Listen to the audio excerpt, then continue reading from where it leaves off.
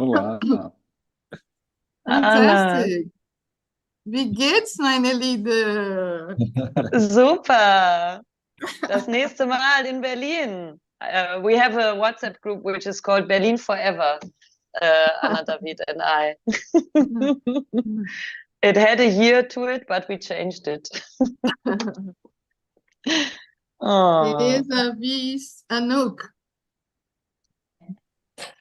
Sehr gut, sie läuft jetzt.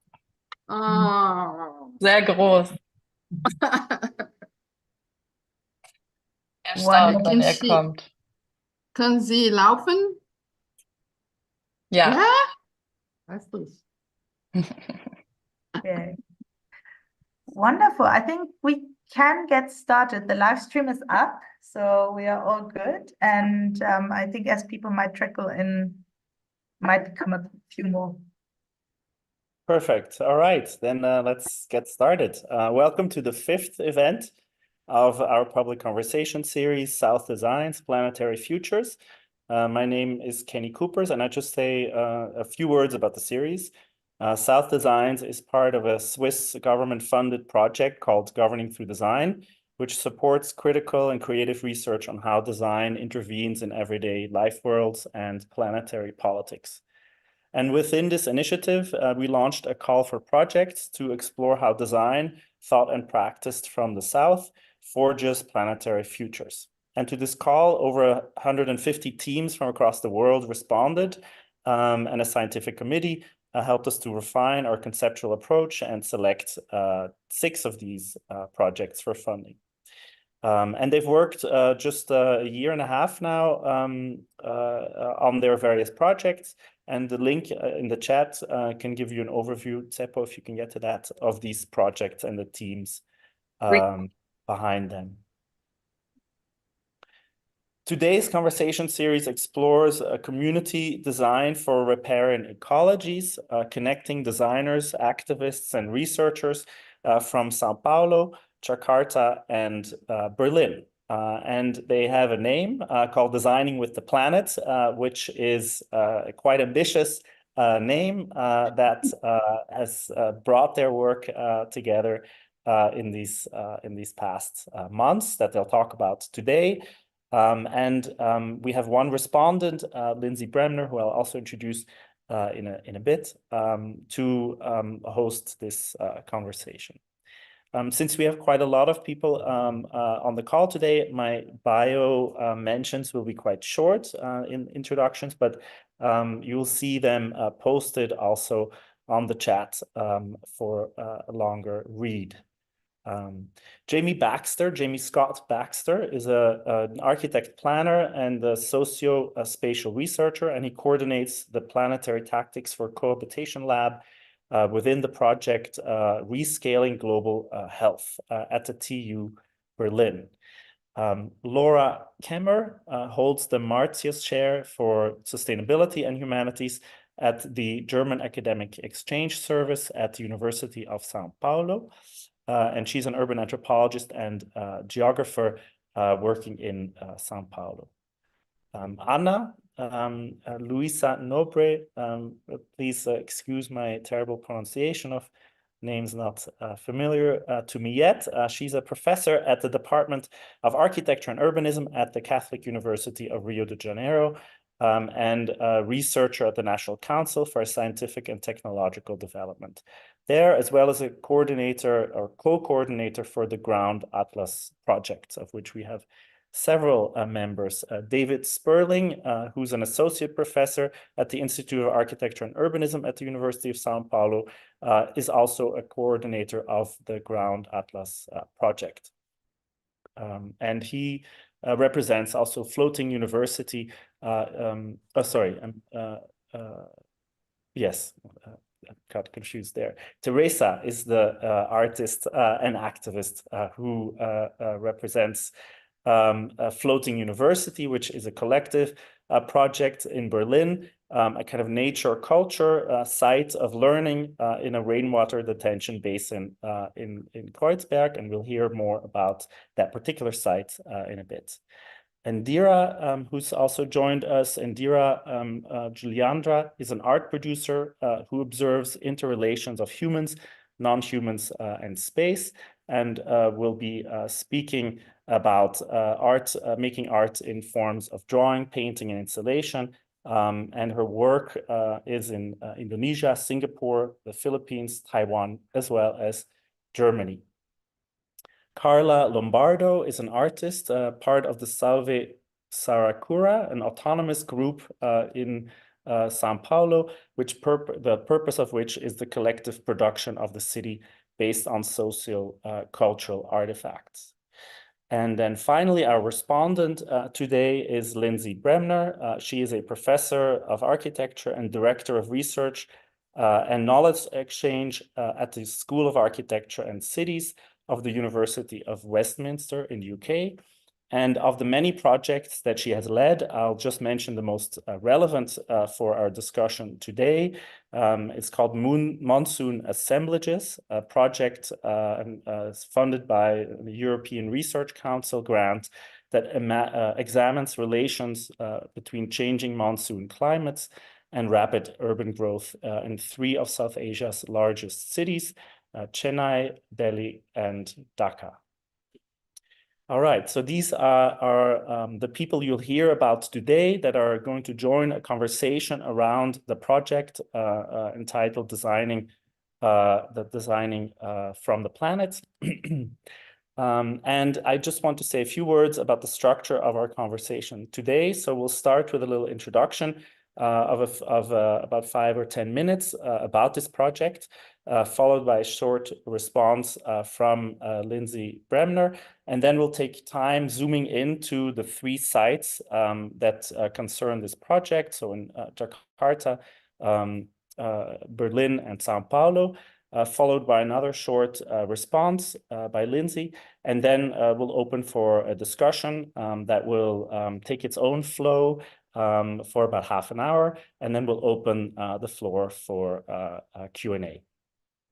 All right, and with that, I give the floor to you, Jamie, Laura, and perhaps the others as well, collectively, to present your project. Thanks. Wow, thank you so much, Kenny, for your very, very nice introduction, and thanks also to Laura and Cepo, of course, for organizing this. Special thanks really to Laura and Kenny for bringing up this initiative. It's been so gratifying in so many ways to be part of this project. So it's very nice to be here today, also with all the colleagues from São Paulo, Jakarta, Berlin, and also to have Lindsay Bremner as our guest, as our commentator today, and to get into a dialogue with her and all the audience, I believe, today. So I cannot see who is in the audience, but I'm crossing my fingers that some of the other projects are maybe present. We are very keen on discussing with them finally in October this year, I believe, when we all meet in Berlin. We have been very interested in several projects. We will have a visit by the Planetary Occupations Project here in São Paulo in a few weeks. We are always looking at the work of Karibi Mutu. We are very interested in. So there's already connections emerging across the South Designs Initiative, I believe. But without further ado, I will jump into the presentation because I have only 5 minutes. So how Jamie and I decided to split this in a rather classical way, because I'm always representing more the humanities anthropologist perspective and Jamie is representing the design perspective, is that I will talk a little bit about how our project connects to the planetary and also to the South in the South Designs Initiative, okay? And then Jamie will talk more about design practices. And then, as Kenny already announced, we have a second part where we will really have time to go into all the circulations across the sites represented in this project. Okay, next slide, please, Jamie. What I wanted to start off with is a little quote, which Jamie and I found in a more recent article by Ariel Roux and Yves Criton in a French journal called Multitude. And this is, of course, a quote that I'm quite curious about, because, as Kenny mentioned, my chair is called Chair of Sustainability and Humanities. And amongst many, many problems that arise with this term of sustainability, I find it quite interesting how the planetary is in many ways emerging also as a counter proposal, let's say, as a critical counter proposal to some terms circulating: globalization, sustainability, and so on. But what is actually the practices, and also the let's say design practices maybe, that planetary T points us to? And I really like this focus on habitability in this quote, because I think it's what our project is interested a lot also. So what we how we framed this since the beginning is around riparian zones, right? So zones that are inhabited by riparians of all kinds, by humans inhabiting riverbanks, inhabiting riparian zones, by plants, by animals, by waters, by grounds, and so on and so forth, and how these condition each other's ways of inhabiting beyond a specific geographical locale, how the interdependency within these riparian zones in Jakarta, Berlin, São Paulo comes to the forefront through this way of planetary thinking. Another thing that is interesting about the planetary is also how it always implies a decentering, right? So this has been argued a lot on the level of scales, on spatial, temporal scales, and also on the level of agencies. So there has been this hope, let's say, in planetarity, invested in planetarity as a way of thinking, of conceptualizing that can overcome a binary between local and global, between human and nature. So this is a lot, of course, as Kenny also framed it, a lot in the ambitious title of our project, to design with the planet, right? To think to connect riparian zones beyond these binaries, right? And a last word, maybe also on this dualism between sustainability and the planetary. I think it's also interesting how sustainability often points us to solution-oriented way of thinking, to knowledge practices, and also design practices that have classically traveled from the global north to the global south, framed the global south as a kind of a lab where ideas from the global north can be tested, whereas this idea of the planetary really grounds, as Kenny and Laura had framed it also in their initial call, the answers, the experiments with habitability really in the experiences of those most affected by the devastations of our current time, by the climate crisis, and so on. Okay, so there is this promise of overcoming binaries. Next slide, please, Jamie.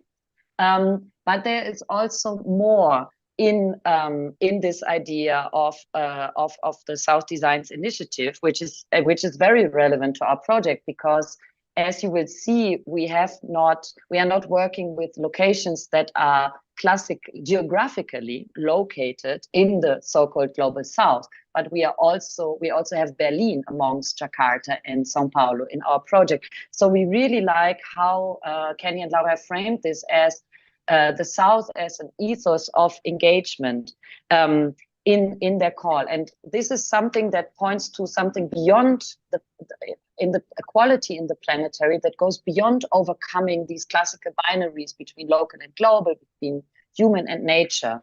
Next slide, please. Because what it adds, the planetary, what it adds beyond this question of scale, is also a question of intensity. And this is something, the intensities of conjunction. I also borrowed this idea from the article that I cited in the beginning in the Multitude journal. But this is something we work with as a project a lot. So we are not simply interested in thinking riparian zones of struggle beyond, let's say, the local struggles in São Paulo, but we are also very much interested in the qualities and the intensities of the connections between these sites and how these emerge in our interactions, in our circulations. Jamie will talk more about it. So we also very much like this quote by Arturo Escobar, which we also quoted in our initial project proposal, where he proposes to overcome this idea, this dualism of the healthy versus the unhealthy, and to think really about practices of healing. So this is something that is very central to our project. And we think this in a plurality of ways, of course, plurality of ways of healing. Next slide. And this, of course, relates back to authors like Spivak and Mbembe also, who have emphasized from a feminist, from a post-colonial, decolonial perspective, the idea of vitality and of a politics of life really inherent or foundational to the idea of the planetary. And this is already where I will end with also, because I would like to give the ball to Jamie now with an open question maybe about the idea of planetary design really. So how or can even a planetary design recast elements like ground, waters, riparian ecologies in our project as animated by the communities they sustain, but also as animating them, right? So how can we confront this through an idea of design? Okay, Jamie, I talked a little bit over time, but I hope it's okay. Thanks, Laura. That's sort of what we would call a hospital pass in the UK, where you give me a very hard question to try and answer. Well, I'm not going to try and answer it, but what I will try and do is at least show you guys what we did, what our design proposal was, and maybe we can then speculate on how this might relate to the planetary a little bit. So, we had this idea to try and connect these different sites, these sites in Jakarta, in Berlin, and in São Paulo, these sites that are dealing with these kind of struggles around issues around water. Now these issues and the struggles that they're facing are specific to the places that they're in, but they're also they have this a shared dimension to them as well. So we start to see this idea of the planetary maybe within the local or within the site. So how do we kind of connect these sites, allow them to sort of build solidarities and share knowledge between the sites? Well, maybe let's say share knowledge in order to build solidarities and build relations between these sites without erasing the differences within the sites, right? Because if you were thinking of the global-local binary, then that's kind of what happens. As soon as you're sort of at the global scale, the local kind of gets lost, and vice versa. Maybe that's the argument, right? So we're trying to make these connections, build these connections. How do we do that? Well, we suggested we would create an infrastructure to do that. Now, of course, the budget was a little bit limited, and we didn't have the time needed to build a kind of an infrastructure spanning between São Paulo, Jakarta, and Berlin in the conventional sense. So we started to conceive of infrastructure or infrastructuring in a different way. This is what we just sort of developed, this idea of a self-organizing or a self-organized infrastructure. And the way that we would do that, the way that we would kind of make this infrastructure would be through performing it. So we would perform this infrastructure through the circulation of artifacts and people and stories and practices and knowledges. So we'll circulate these things, these objects that are inscribed with certain knowledges, with certain practices, and we would try and find ways to circulate them in different modes around these between these sites. And this was our hope, that this would somehow perform and materialize an infrastructure.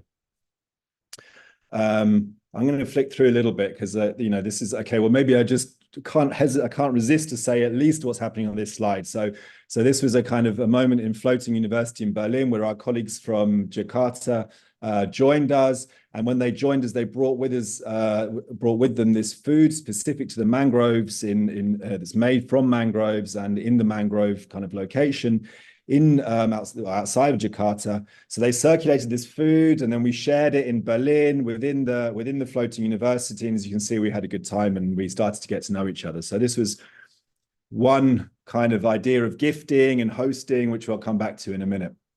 Okay, so the self-organizing infrastructure. The question is, then, well, how does this become material? How do we materialize this? Because this is not only a discursive infrastructure, it's not only a knowledge infrastructure, but it has to be material, otherwise it's just a social network, right? So how do we materialize this infrastructure? This was the question that we asked ourselves. And really the kind of the answers starts to come through in these artifacts and the ways and the things that we share. So, for example, correspondences, we share letters. We wrote letters to each other and we circulated them. We wrote letters to the rivers, and the rivers wrote letters back to us. So we circulated these letters around between the sites and between in sort of embracing or kind of trying to perform different kind of like agencies within these sites through these letters. And this we found quite a productive way of starting to circulate. Then of course there's maybe more classical things like what we're doing now, these online meetings. We tried to sort of use this. We use Zoom. We kind of hacked these Zoom rooms and built sort of little structures in the Zoom rooms where we had online exhibitions, and we tried as hard as we could to make it as kind of tactile or as sensory as we might be able to, or as much as you can through a Zoom meeting, right? And then there's the classic website, which is coming soon. We're still building the website. Then there's a mobile exhibition. So all these artifacts, which you're going to see much more of in a minute. And they're circulating. They're going to land in Berlin at some point, and we're going to make an exhibition in October on the back of the kind of the closing of the South Designs project. And our hope is that this exhibition, these artifacts within this exhibition, they will then circulate back to Jakarta and back to São Paulo. In July, we have a festival. We're planning a festival in Berlin, and where we're trying to we find ways through different funding applications and kind of leveraging this project to get more funding in order to circulate the people within the project. So this is another way of trying to keep these circulations going. And we're going to land in Berlin in July for a festival. Okay, so what do we mean by design in this case? I'm having to kind of race a little bit here, but you can see there's a kind of performative element to it, right? We're not talking about a classical idea of just simply representational design where we would do a drawing of a infrastructure and then 2 years later someone else, or 10 years later, in Berlin's case 15 years later, if you're building airports, then it would get kind of realized. But we're trying to perform these infrastructures through these kind of practices and through these circulations. We've talked about it being planetary, so these are things, it's working with ideas that are embedded in sort of sites but have planetary consequences on one hand. On the other hand, we're trying to find ways to make relations across the planet.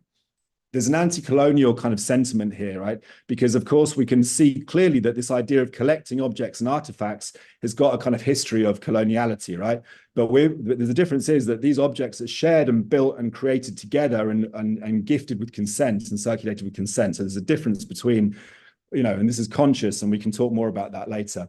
And they're tactical, these are tactics. They're trying to do specific things. They're situated practices, and they're also arrangements of kind of assemblages, which is also what the word tactical kind of, or tactic kind of implies. But they're specific and they're against particular struggles. So, there's a kind of political kind of desire in here, or a form of resistance perhaps. And then we started to kind of try and categorize and think about what are our tactics, what are our planetary tactics for design, or planetary design tactics. Well, I'm going to run through these quickly, and they're going to come back to them later, and you'll see examples of them. But keep in mind this idea of evidencing, and evidencing works against or resists the idea of concealing and obscuring. Remixing or reconstituting, this works against the idea of reducing and abstracting and simplifying. Gifting simply works against the idea of extracting and taking and stealing. Hosting works against the idea of parasiting and becoming a parasite, or parasitical forms of relations. And you'll see examples of these in a minute.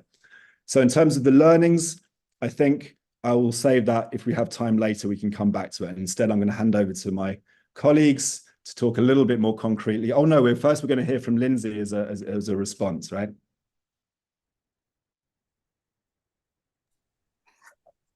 Shall I go, Kenny?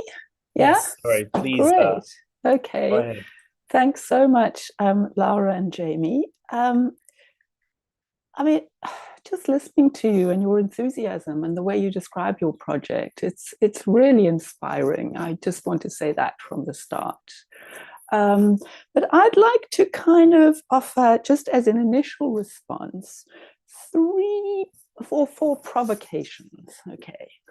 And the first one is that I see your project as an ecofeminist one that really is about care and repair for damaged ecosystems, damaged bodies, damaged soils, waters, airs, and so on.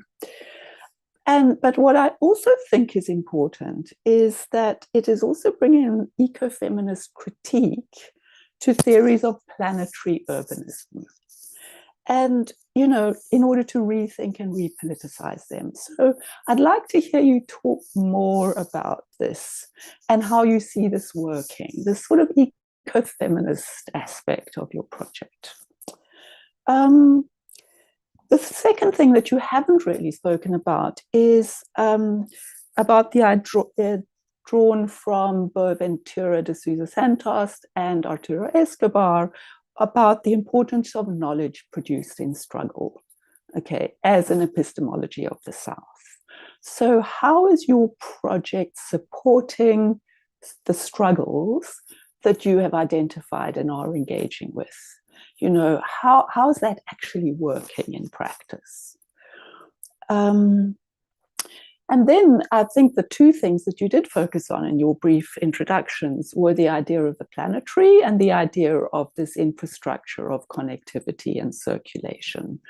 And on that, I would love to hear you talk about the challenges that building this infrastructure faces in a very practical sense. Questions of language, okay, questions of continuity, questions of what getting together does in producing emissions through travel. You know, I mean, I think there are a lot of quite maybe unanswerable questions that I'd like to hear you talk about a little. And then finally, so there are four things that I'm just flagging up that might come up in later discussion, is the idea of the planetary that you have so eloquently described, Laura. And I think, but what I'm kind of sensing that maybe you need to push a little bit more, or I'd like to push you a little bit more, is how thinking with the planet actually can become a mode of design, which is kind of what we tried to do with monsoon assemblages. And, you know, given that the planet is always out of sync with itself, it's never settled, it's never final, it's always uncertain, it's always interdependent.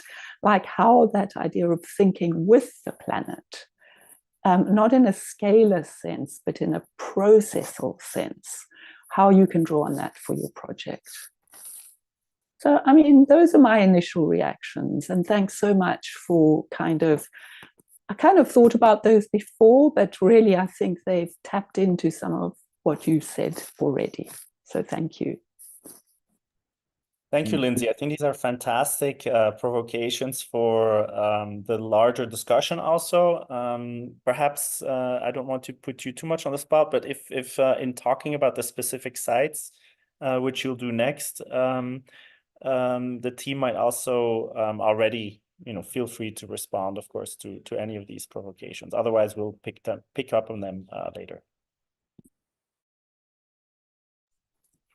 Thank you. That sounds great. So it's over to Indira, I think. Is that right? Yeah, to introduce everyone from the sites. Yes. Okay. Hello. So I am Indira. I am the one who's working with the Labtech Apung in Jakarta. So I think we're going from Jakarta, Berlin, and São Paulo. I'll be briefly quickly explain about what Labtech Apung is. So we are a transdisciplinary research collective based around Jakarta, Indonesia. It's around Jakarta because not everyone live in Jakarta, and we are working to understand water through different perspectives. So, for example, I have a background in design and art, and then there are anthropologists, architect, chemist, and also wash engineer in the team. So we try to get more dialogues about water in our team. And now we are working in the estuary of Citarum River, close to Jakarta, the previously capital city of Indonesia. And this is where we unfold things, and also things that we are happy to share with our friends in Floating and also in Salve Saracura in São Paulo. And I am going to quickly call my friend Teresa and also Carla to introduce the site, and then I'll get back to the artifacts that we will be talking about after our introduction. Great, thank you. Thank you, Indira. Oh, please go back again. Thank you, Jamie. So my name is Teresa. I will quickly introduce the project Floating University Berlin. We are actually not a real university, but a learning site indeed. We are an art project situated in a functioning technical infrastructure, a rainwater retention basin that was built to serve the former airport in Berlin Tempelhof. It is a basin, an asphalt basin, where nature developed over the years, especially a big reed belt. And that made us read this pond as a hybrid site, not only a technical infrastructure, but also a biotop. And after Raumlabor Berlin initiated a Campus for Cities and Transformation in 2018 as a temporary project, a group formed and an association was initiated that is now taking care of the site, keeping it open, and also avoiding that other plans are realized, like building sport fields. And we also co-live and co-create with humans and non-humans arriving there. I think this is it for now. Thank you, Teresa. Perfect. And then we'll move to São Paulo. Thank you. I am Carla from Salve Saracura Collective. We are an autonomous collective, and we are located in a valley. This neighborhood preserves a topography of green riverbanks, hillsides, and small houses that is known as the Grota do Bexiga. And one of our efforts has been to preserve these green areas and the Saracura River water spring, which are already protected by law, but suffer from continuous deforestation due to real estate speculation and verticalization in the area. Thank you.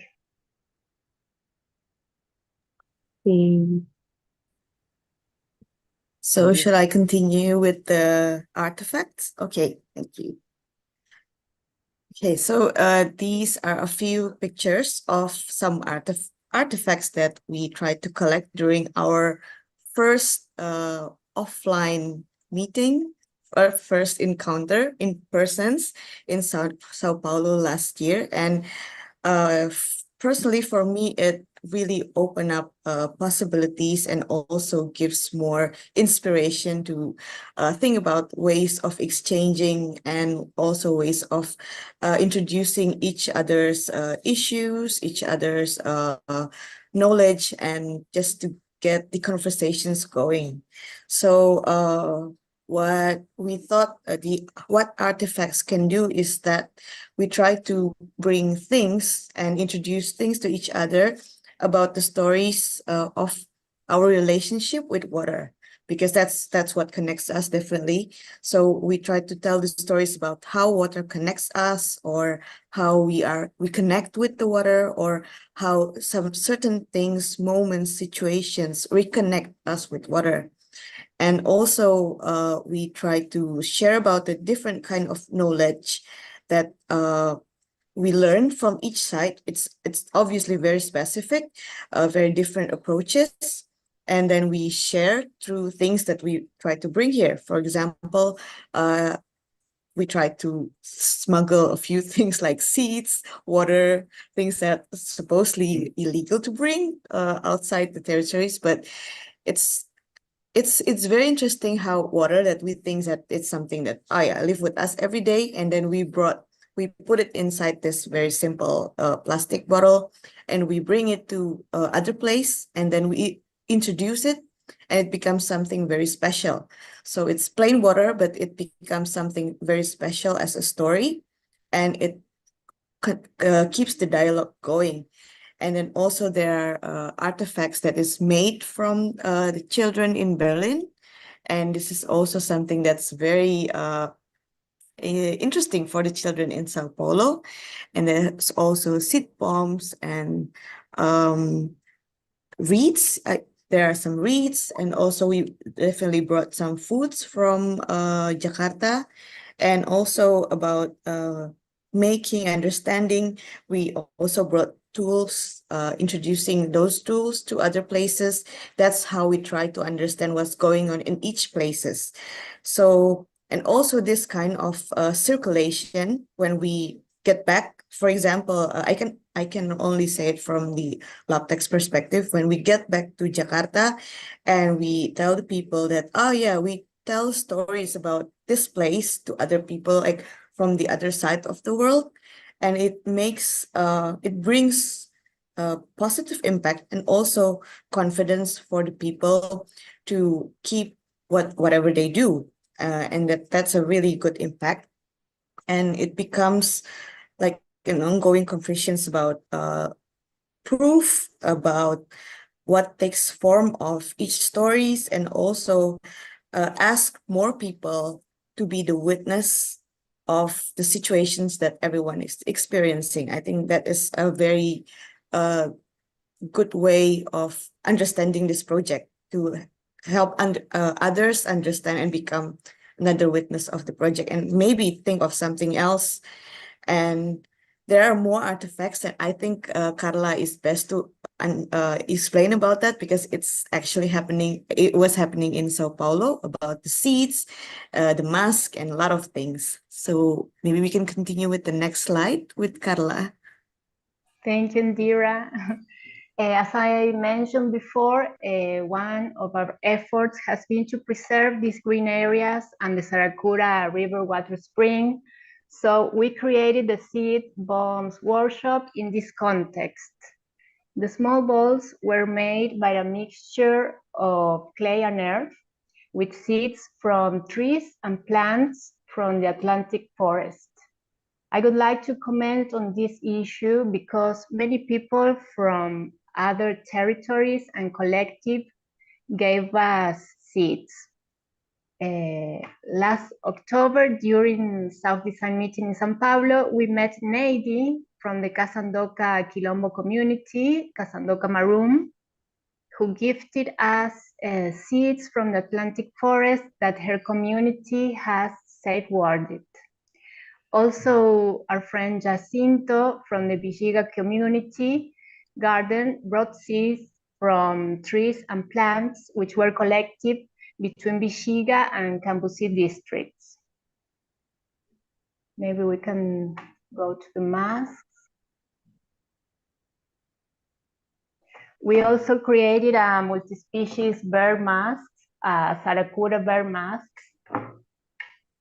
And I will put the mask.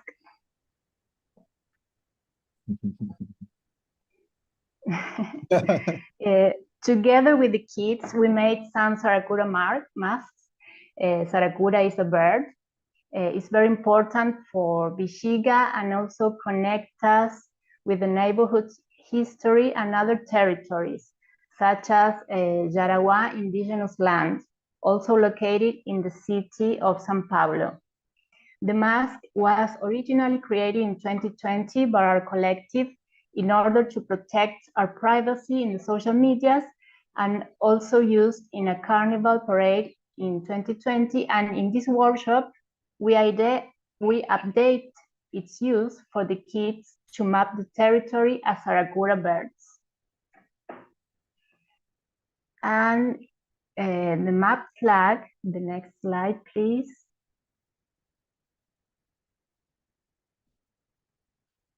Thank you.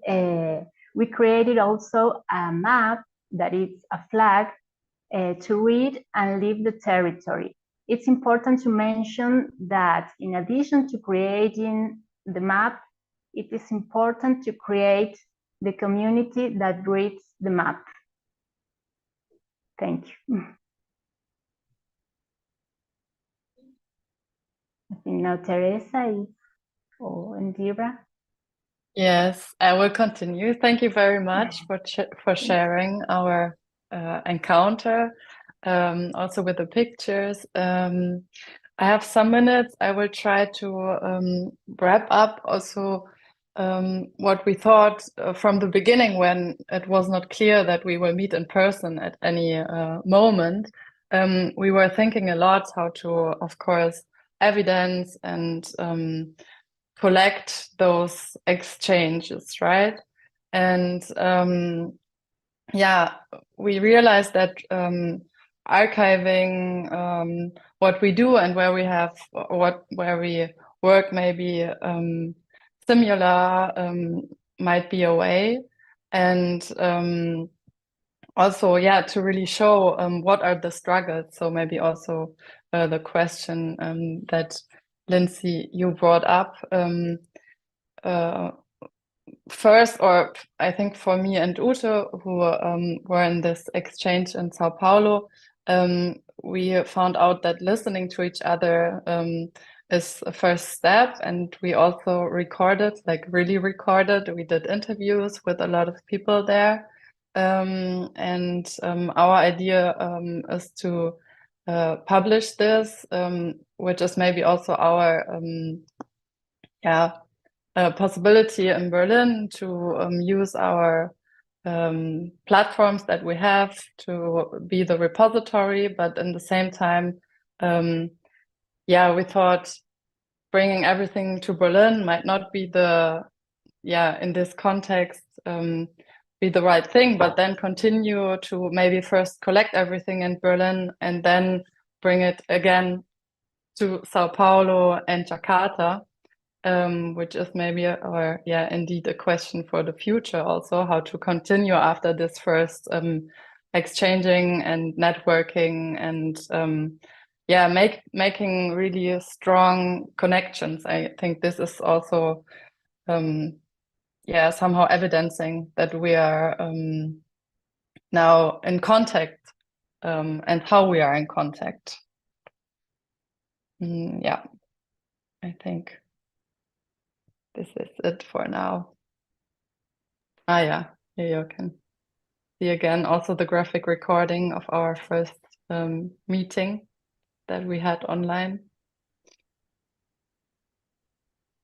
Great, thank you so much. I think we get a very concrete idea here of what you've called what Jamie called the planetary design tactics that the project involves. Lindsay, I don't know if you want to respond directly to these things, or they might also allow you to answer your own questions in part, perhaps. Let's see. Thanks, Kenny. I mean, great to see the projects actually, what they're actually doing, and what they're bringing together and what they're producing.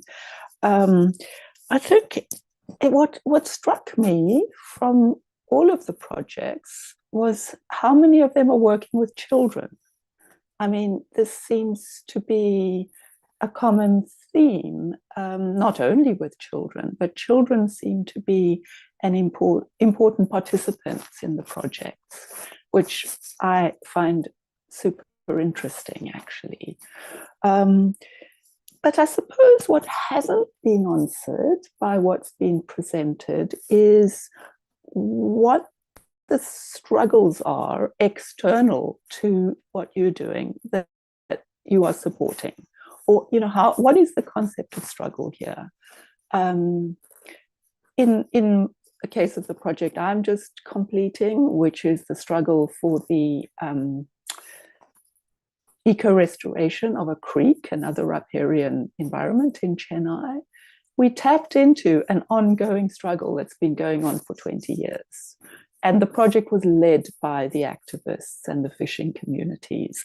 So I suppose for me, what's not clear, who are the external parties whose struggle you are tapping into in each of these cases? Or maybe that's not a relevant question, but it seems to me that, you know, this idea of knowledge struggle seems to me to be quite an important underlying concept that's driving your project.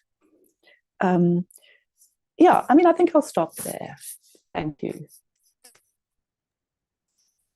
Thank you. I don't know who'd like to respond to that. I don't want to point out people all the time. So if that's okay, I'll leave it to you just from the collective to go ahead.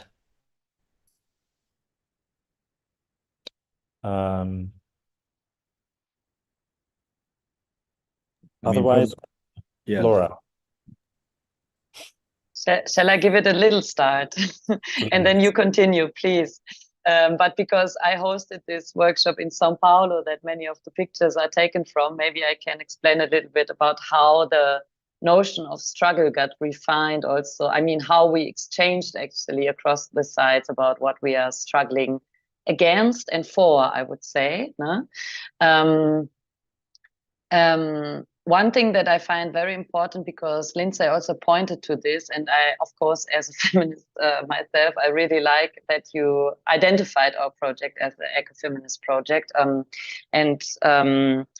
What I find very interesting, also because you mentioned the critique of planetary urbanization, which I would very much see as a critique of abstractions, also of actually something that does not capture as a conceptual approach, as a theory, the vitality and also the dynamics, so that in a way also sometimes repeats this dualism of inert and organic matter and so on.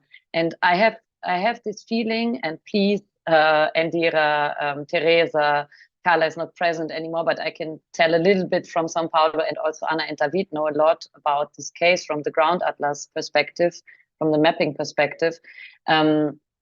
What is a struggle against is really a struggle against this idea of the urban as making people become distanced from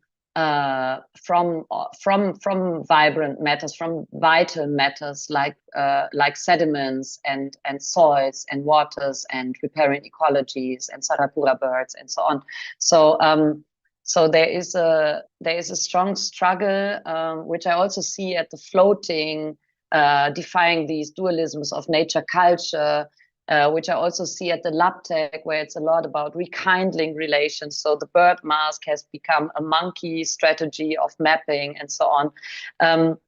So it's really about healing in the sense of making whole, of repairing relations also that have been attacked between humans and ecologies, riparian ecologies in a broader sense.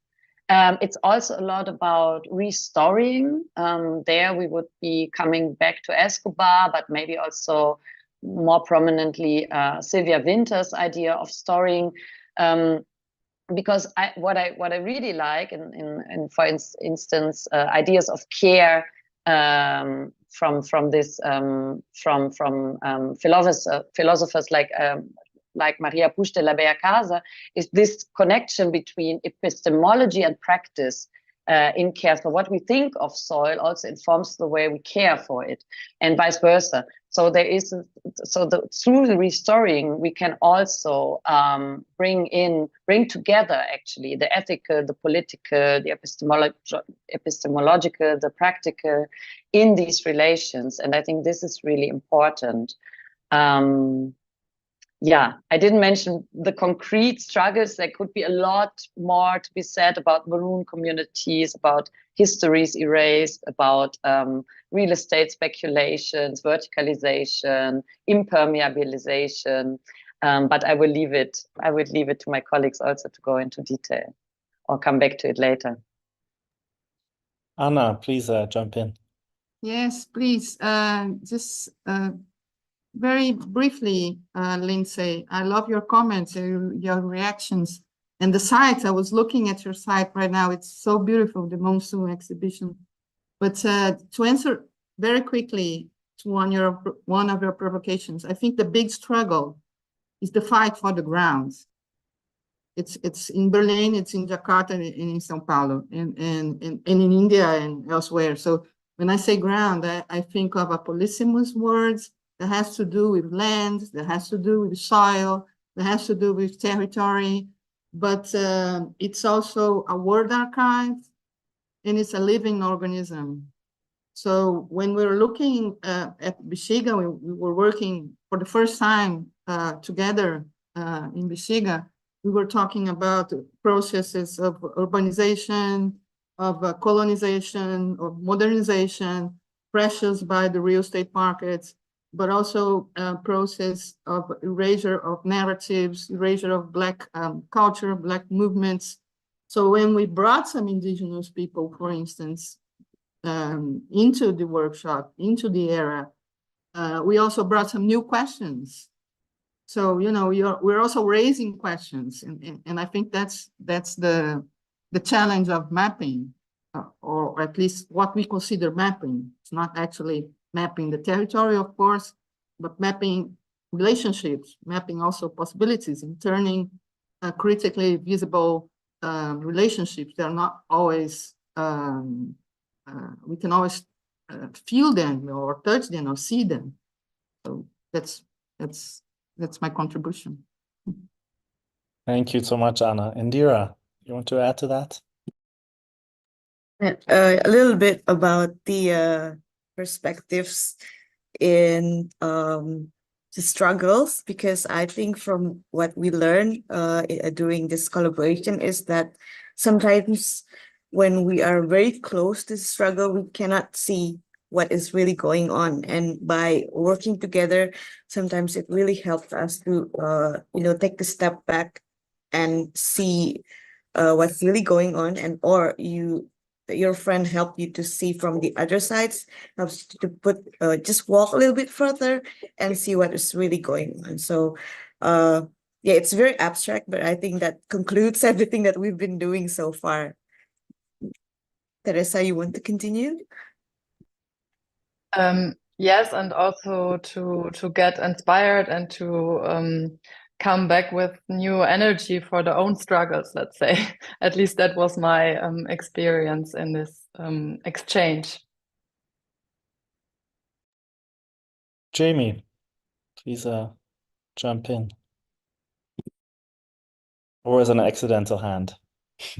Me, I'm coming. I just didn't unmute myself. Thank you.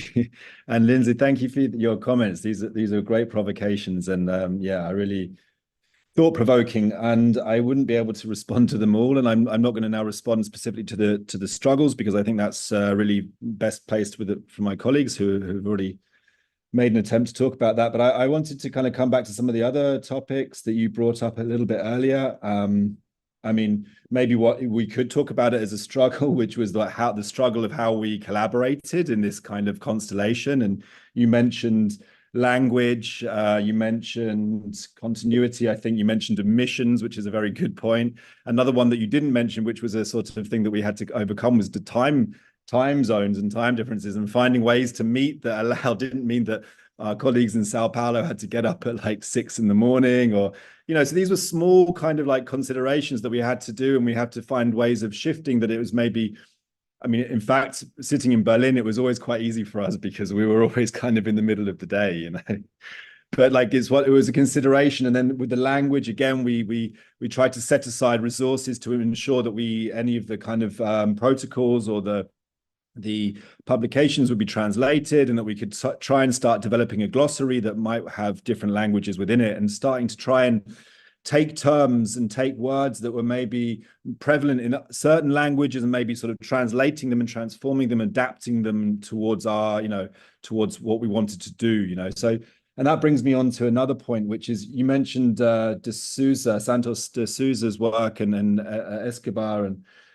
And, you know, in his epistemologies of the South, he talks about, if I remember rightly, he talks about two aspects. One is like kind of relying on different forms of knowledge, and sort of the hybridity of bringing these together, to bringing together different kind of like different knowledges. So that could be scientific knowledge with more kind of everyday, I think he calls it local knowledges. So this idea of hybridity was kind of central, I suppose, and that's kind of exemplified in this idea of trying to kind of like remix these words, these kind of languages, and trying to kind of give them other and new meanings, you know, and that would then inform our glossary, which we're still kind of working on. So yeah, that kind of, yeah, that hybridity is important, and maybe and sort of that going back to our tactics, you know, this idea of hybridity or remixing or mingling was a sort of resistance to this idea of abstraction and simplification. And I know that now we're still talking at a more abstract level, but I think you can sort of see, you know, maybe a concrete example that we didn't quite touch on, or it was implicit in the presentation, was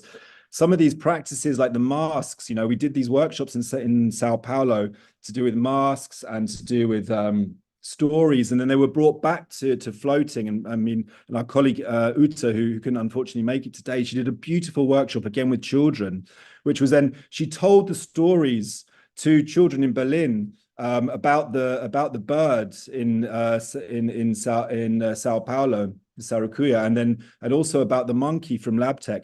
And then drawings kind of emerged in this workshop made in Berlin about these kind of hybrid kind of forms of bird and monkey that, you know, so it was retelling these stories, and the stories getting transformed and translated and remixed into a new kind of artifact. And so I think that kind of idea of hybridity and hybrid knowledges, and then of course De Souza Santos also mentions the kind of the democratization of how knowledge is then transmitted and transferred, and of course we can see that within our idea of trying to circulate these there we are, Laura, thank you, these yeah, these kind of like these inscriptions, you know, with different kind of languages. So yeah, I just wanted to react to that, but thank you again for your provocations, Lindsay.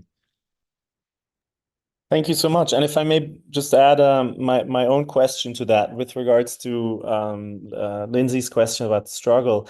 If, as you had mentioned already, a lot of these areas, riverside areas and cities tend to be home to low income and marginalized communities, and sometimes in quite dense communities.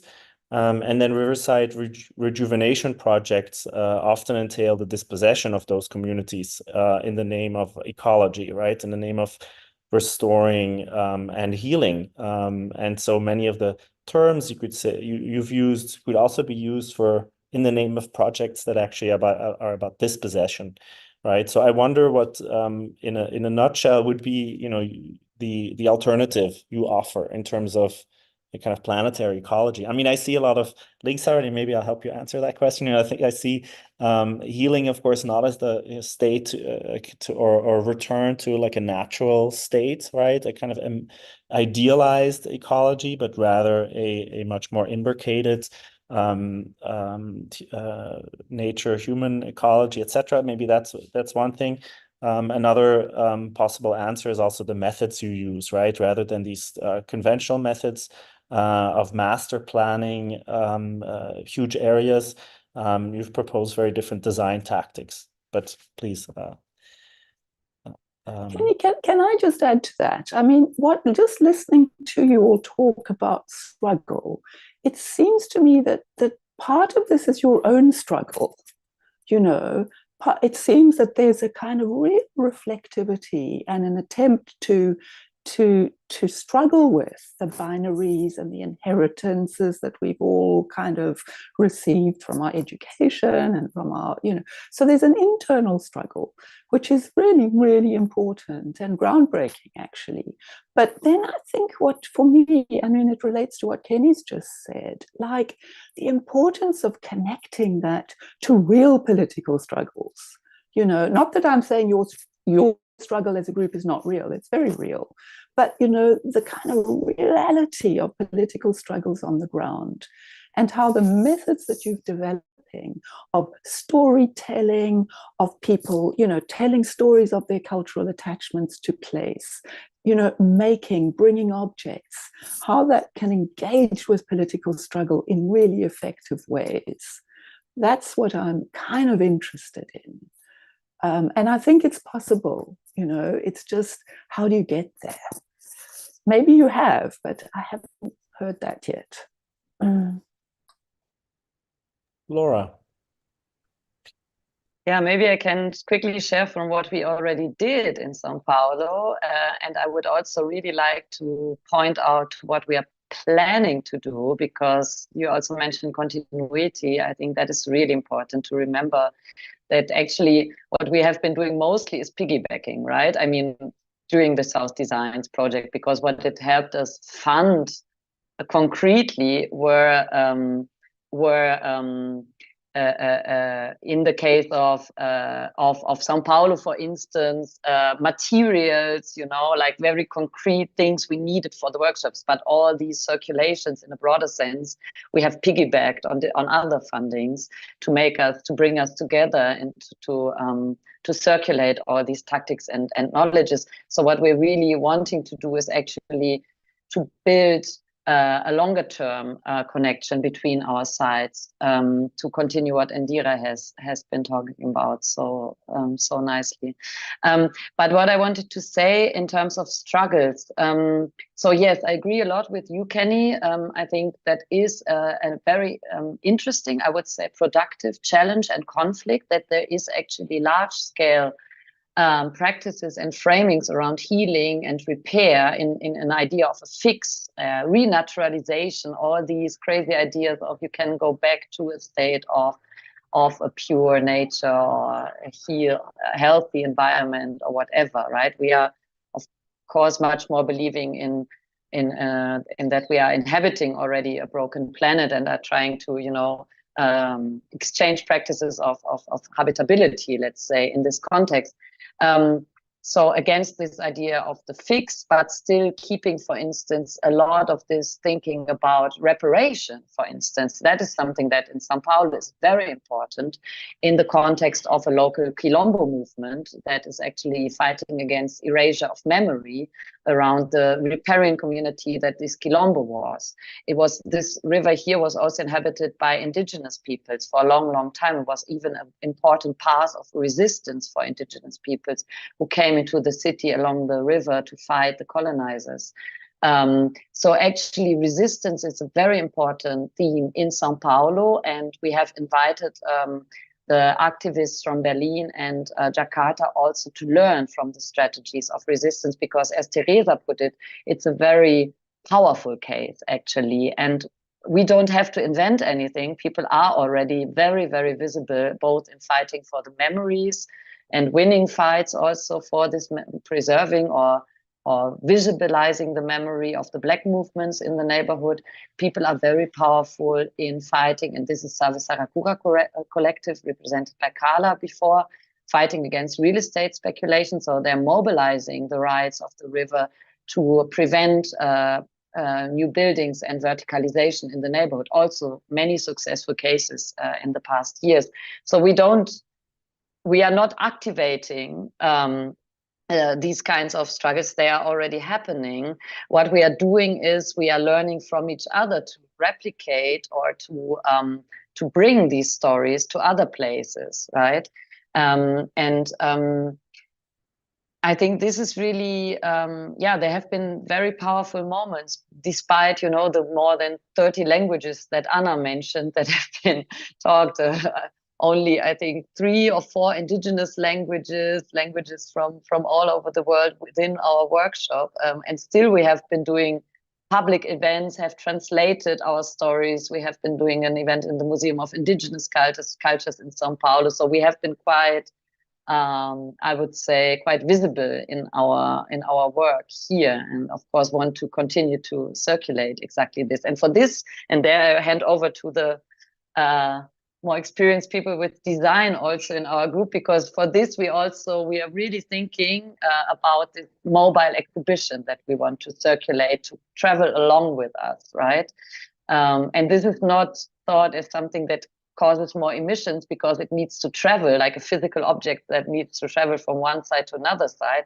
But it's more thought as a, how do you always call it, Jamie? A protocol, right? That can be that can be somehow documented, and then someone takes it. So for the mask, we have like a list of ingredients, and then you do it again in Berlin. But I don't have to bring the mask to Berlin, of course.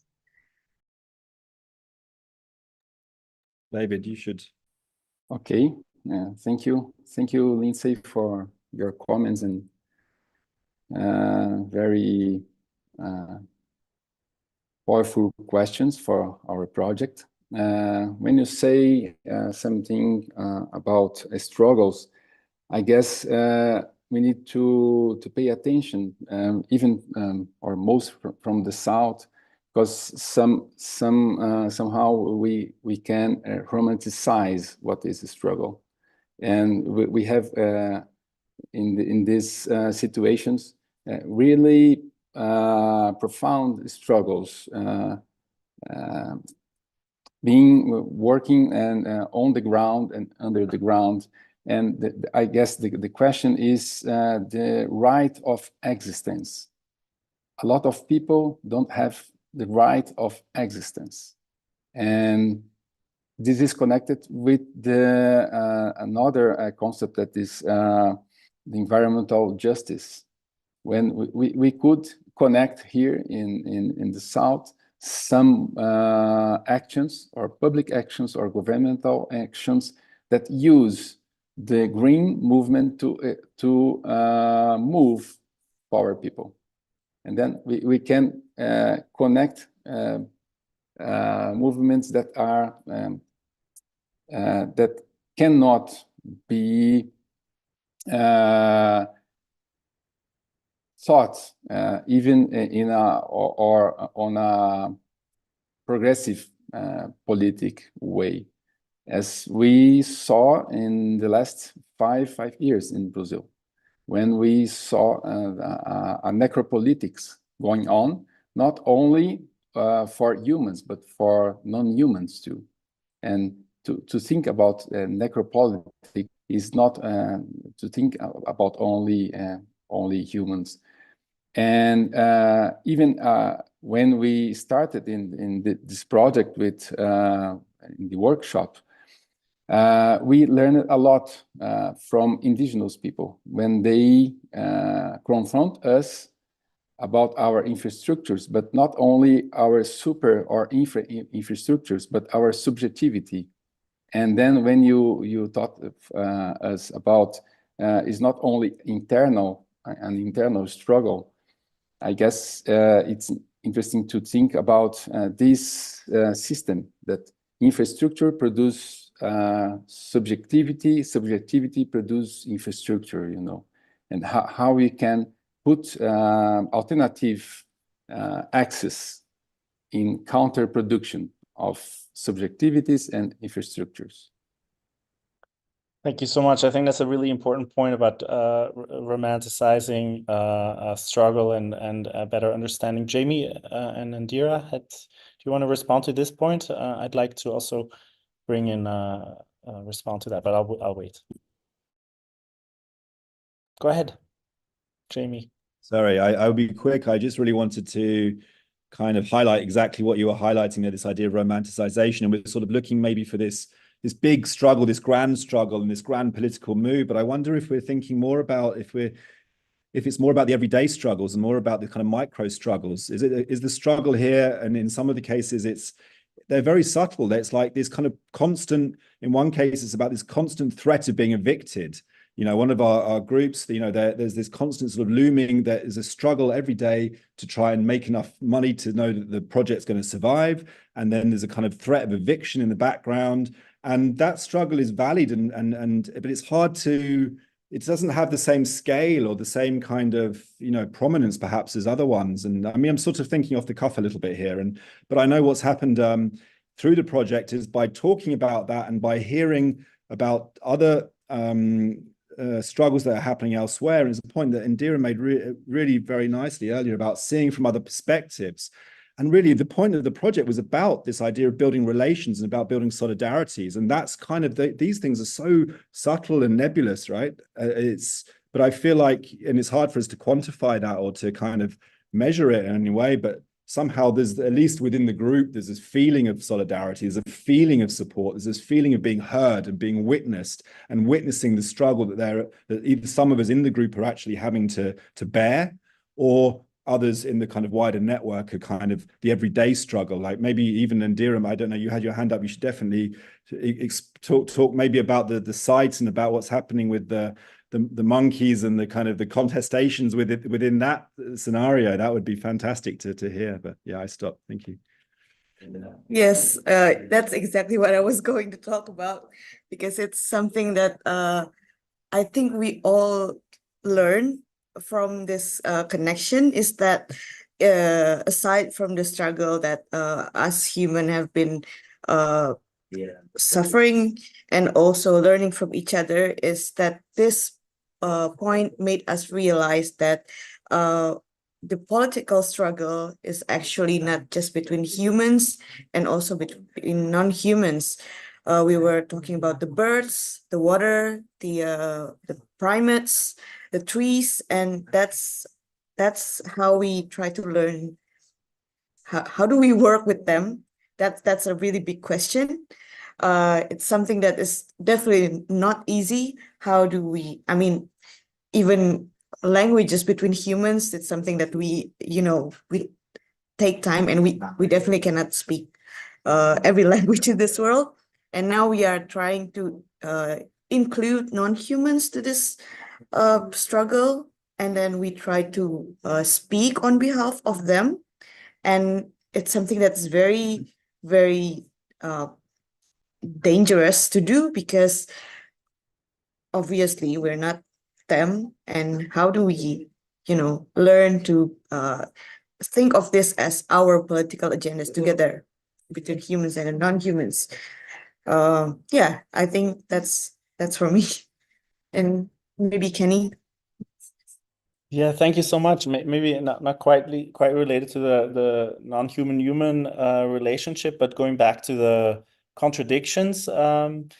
David, you mentioned this, the right to existence, and I'm thinking about marginalized communities who don't have title deeds on land that is also constantly shifting and unstable, but where aspirations for a better life also mean a solid wall, or a kind of a permanent structure to live in. And of course that does raise the question then of its relationship to the unstable ground on which these dwellings are erected, and not to try and legitimize here the dispossession that goes together with some of these eco projects, these massive eco projects, but perhaps that there is a tension between this aspiration of the right to existence and to dignity and to a proper house, right?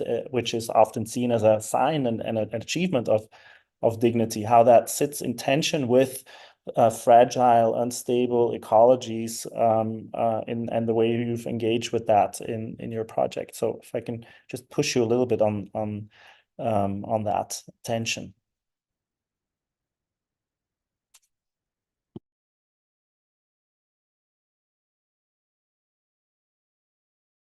I think you were directing that at David, weren't you?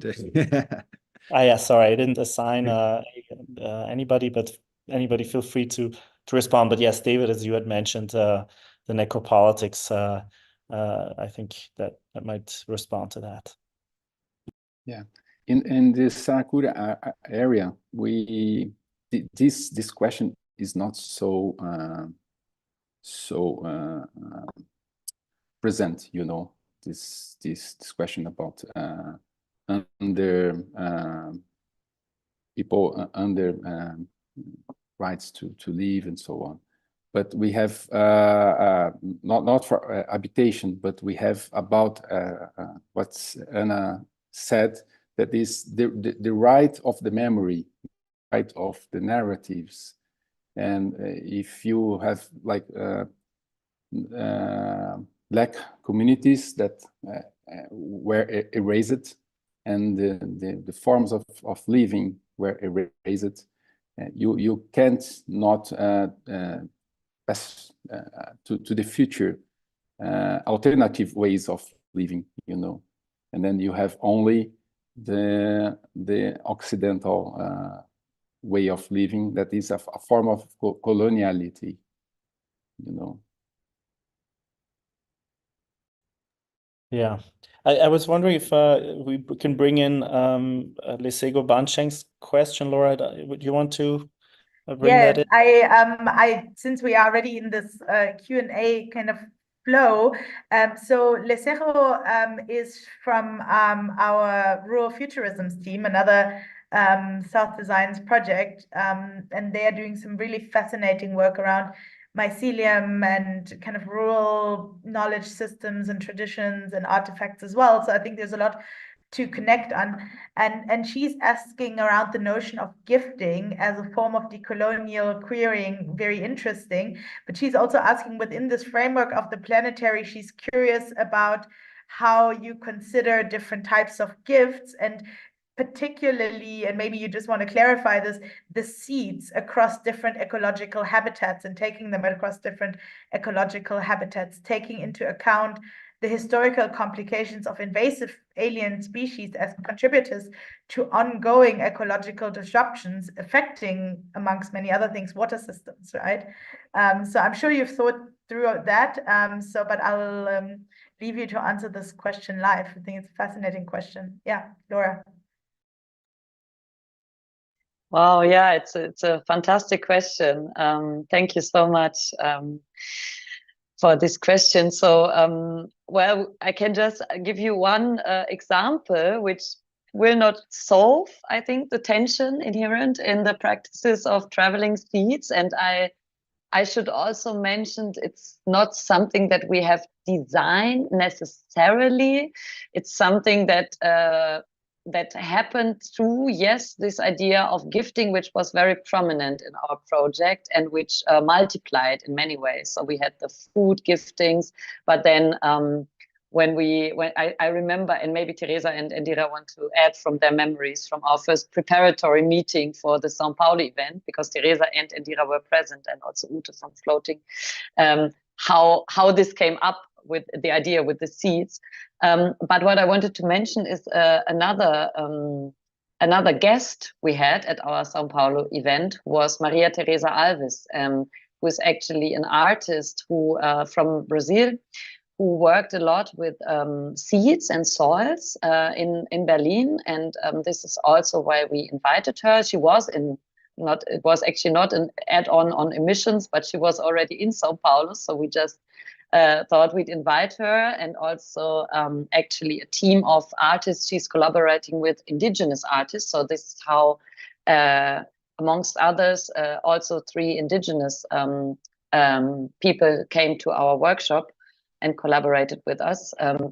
So what Maria Teresa has been doing in Berlin is actually, she has been retracing the travels of seed to retrace also colonial histories, in particular the violent histories of colonial Germany, the wars in Namibia and other African countries. She has been speculating on how these seeds actually came to Berlin on the boots of the soldiers that fought in these wars, and so on and so forth. So Berlin has a very interesting history of people working on, of artists, academics, all kinds of people working on soils as also a way of questioning or disrupting these stories of the pure, of the nation state, where the migrant and so on and so forth. And I think this connects I haven't thought it through completely yet, but I think it connects to the idea of the planetary in a very interesting way, actually, to counter also these ideas of how sometimes the idea of the invasive is also connected to the idea of the invasive migrant and so on. So these very problematic connections that also presume this purity. What we know is actually just what I can add to the case of São Paulo. There's been this wonderful work of Malcolm Ferdinand on decolonial ecologies, which has actually traveled a lot. He has traveled as a person for over half a year, I think, through Brazil. 2 years ago, I think, and has been very widely perceived, just like necropolitics, cited by David, also by Achim Bembe. And Malcolm Ferdinand has his book published in Portuguese with a afterword by a Brazilian anthropologist. I put in the chat later. And there's a wonderful argument about Quilombo ecologies in this afterword.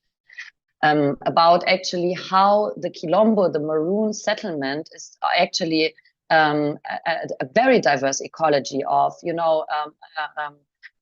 indigenous, Afro-Brazilian, colonialists even merging, mixing with their ecologies, with the plants they brought and so on. So how this can also be, let's say, almost a vision, for a different kind of understanding of what a decolonial ecology can also be today or in the future. So I find that very interesting. Very interesting provocation. I don't want to solve it. I think there's still, lots of problematics in these travelings of species from one place to another. But I wanted to add these thoughts on how they connect to the planetary. Thanks, Laura. Jamie, you want to jump in here in this point?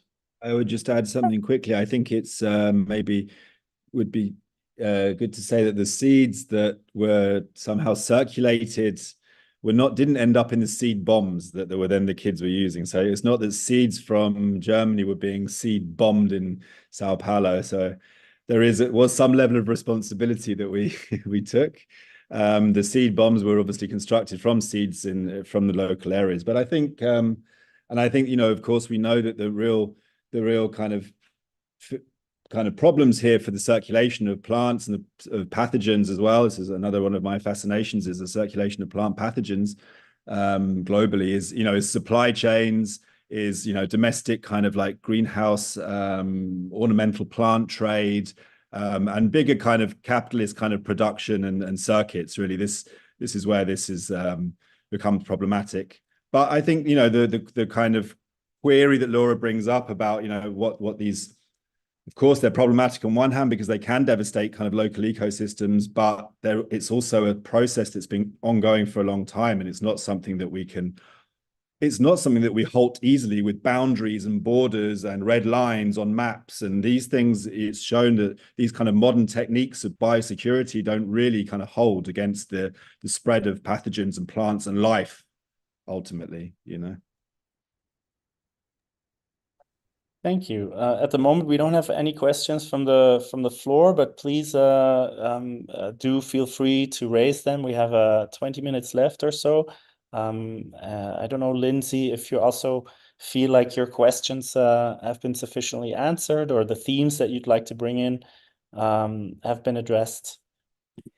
Well, I just wanted to, it's not really a big question.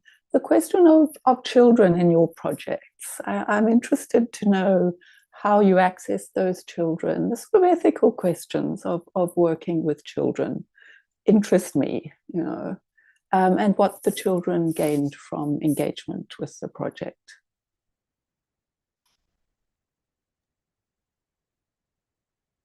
That is a great question.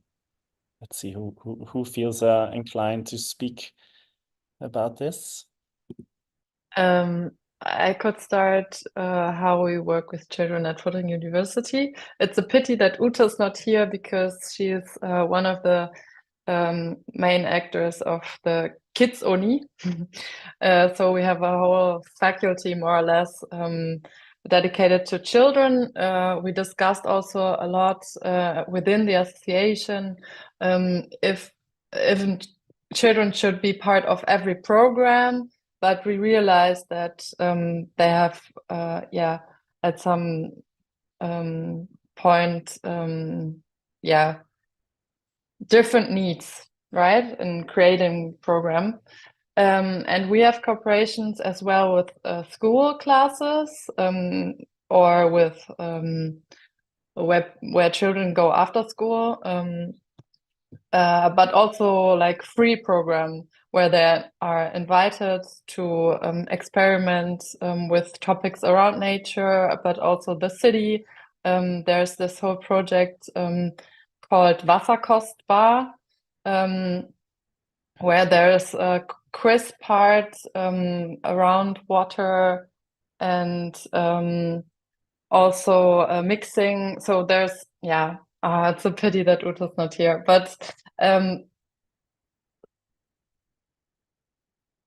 there's a playful way to bring the big questions to children. I think this is the way the Kids Uni is working.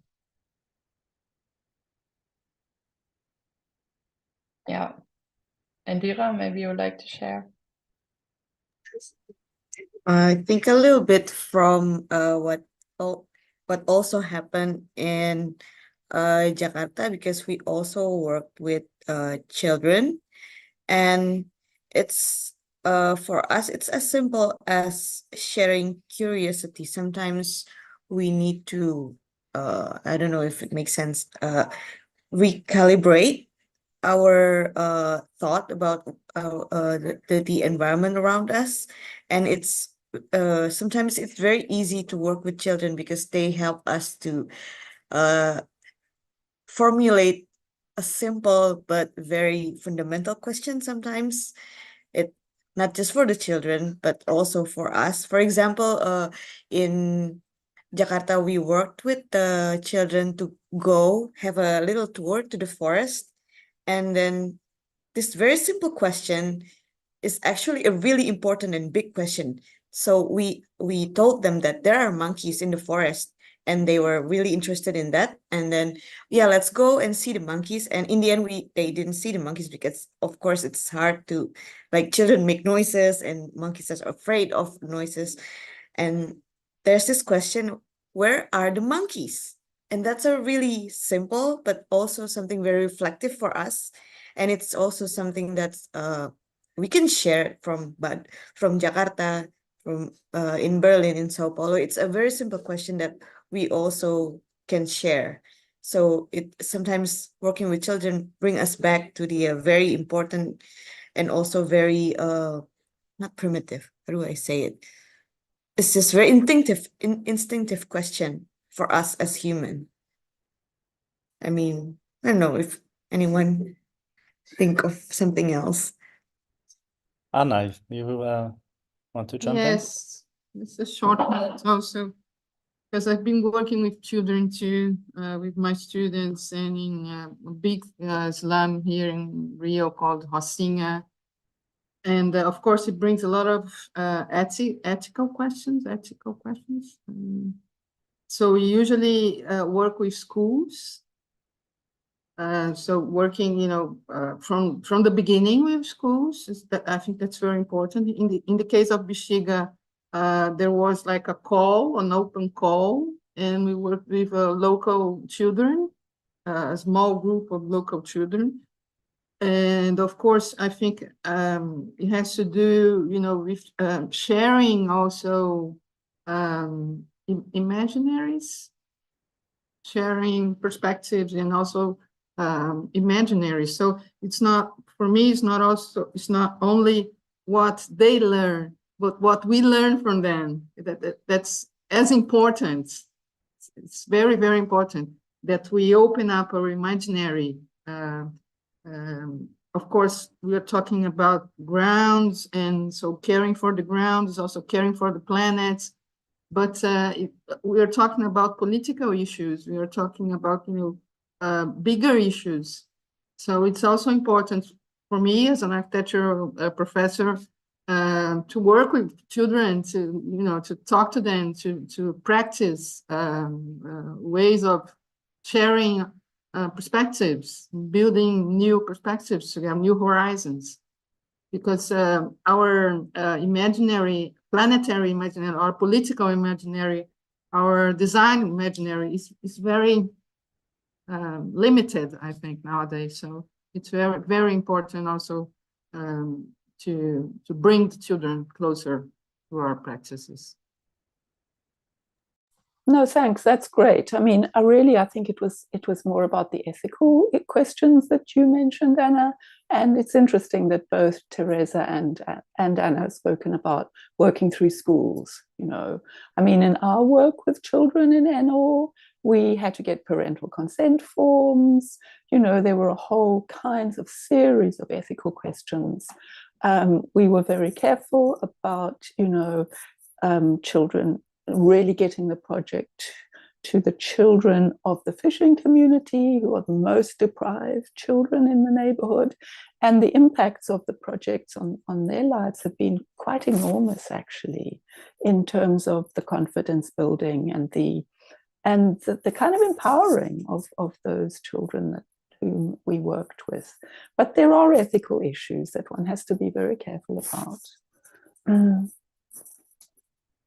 Laura, on this topic, do you want to jump in? Yeah, just very quickly. I think it's important for us to keep this also noted or sedimenting also for future practices. I mean, each side, so that's how it came up, of course. Each side has a history of working with children beyond academia or independent from academia completely. No? So this is how we had an infrastructure from where it already built and from where Teresa's colleague Ute brought practices that we replicated in a way in São Paulo, and Indira also brought practices from different activities that they did in the past and are doing now in LabTech in Jakarta. But as soon as you build a longer project, and particularly also academic practice project, these questions become super relevant. But I also wanted to share from this empowering aspect and how it actually, so two things. So one, how it informed really design practices that we develop as a project in an incredible way, and also how situations of empowerment became very materialized in a very incredible way. So Ute, I remember, brought stories from Berlin to São Paulo. That was one thing that happened. And I was put in the role because in that situation, I was the only one to speak German and Portuguese. So I was actually translating a letter that a kid from Berlin wrote at a little workshop we did, where we also mixed waters, where we also then went through the neighborhood and offered the water mixes of the three sites to people. And the children, of course, had no hesitation in tasting. And, you know, so the whole sensual experience was incredible. But also the train of thought that happened when I was trying to translate. I didn't read the letter before, so I had to translate in the moment the letter from German to Portuguese, and the children were painting while it happened. So the paintings that I showed before, these were, again, another remixing, as Jamie called it in the beginning, when they traveled back to Berlin. But I mean, we can learn so much in terms of, you know, storytelling, restorying, visualizing, as Indira said, in a much more, you know, less maybe abstracted way, you know. This is something I really enjoyed about this experience, me probably having the least experience with working with children in my academic practice. And then we did this event at one of these museums, and what we had been doing before is also telling a story while playing drums, actually, relating also to the Afro Brazilian history of the river. And the drum was representing the river that didn't talk anymore. So it stopped at some point, and then we had to make it talk again. And we had a lot of help with the masks and the seed bombs and so on. And I think this was a very strong, where the children really became, you know, like the main actors, protagonists of really making this tambor, this drum talk again. And then we did this public event. And the children, some of the children were also present with their parents. And then one of the parents was talking, actually, the local candomblé territory, how do you say, Maiji Santo, no? I can't translate it now, but the authority of the local candomblé community. And her child just went to the stage and took the microphone and started to tell the story of so took over completely the event. It was like a very, I mean, it was in a museum, but still was quite framed and not very, like there was still an academic event in a way, and the child didn't have any problems with coming to the stage and talk. So I really like this moment. Yeah. Thank you for sharing that, Laura. And I wonder, this notion of children's imagination also, as Anna had mentioned, allows us to circle back to design, and in these last minutes to maybe wrap up with this where we started from, designing with the planet. If we can find ways in which we can answer that question. I mean, we've done that for the last 2 hours, more or less. But I'd like to give Lindsay the word, perhaps as a respondent, to let us know if you feel your questions have been addressed, if you feel designing with the planet is something that has a clarity. So we know what that looks like now after this discussion. Thanks, Kenny. I'll try, but maybe others would also like to chip in here. I think maybe the answer lies actually in the fact that we haven't really talked about the South in this discussion yet.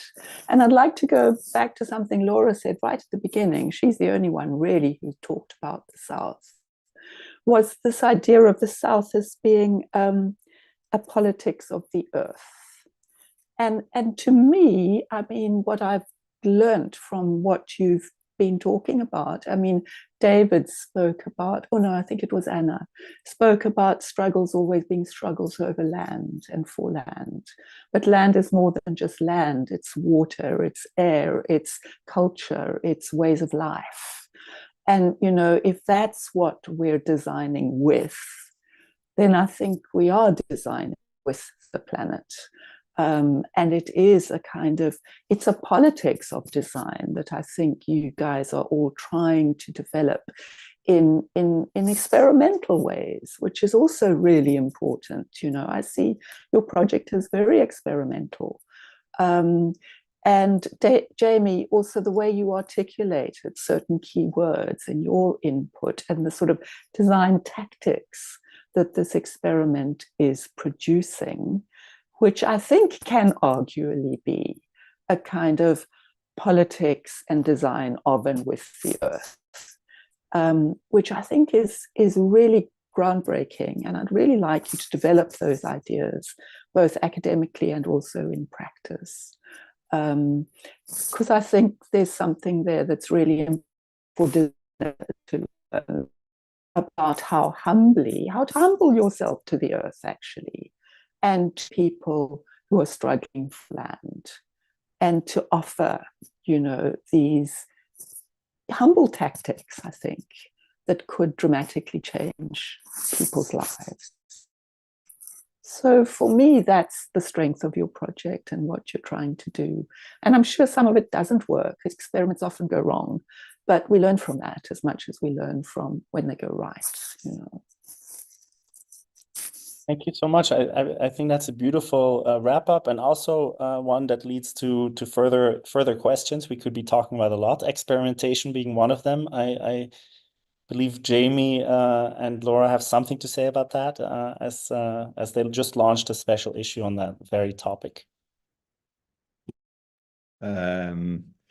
Yes, we could say something about that and plug our special issue, with which Kenny and Laura will be participating in. But also I wanted to slip in one other word and thank Lindsay again for her wonderful provocations, feedback and thoughts. And this has been really, really productive. And, this is a really good time for us as well, because we're sort of starting to think about the close of this phase of the project, perhaps, and then thinking about what the second phase might be and what some of these how we might begin to wrap them up. But one of the things that I'll certainly be taking away with me is this thought that you had earlier, Lindsay, which was about the the planetary not about scale, but as a process. And I think this is another thing about we can take about designing with the planet, how we design with the contingencies that the planet kind of throws up to us, and the kind of the way that I think it was Anne-Marie Willis talked about or Tony Fry, when we design the world designs back. And I love this idea of this kind of like this dialectical relational kind of movement between design tactics and the kind of contingencies that we have to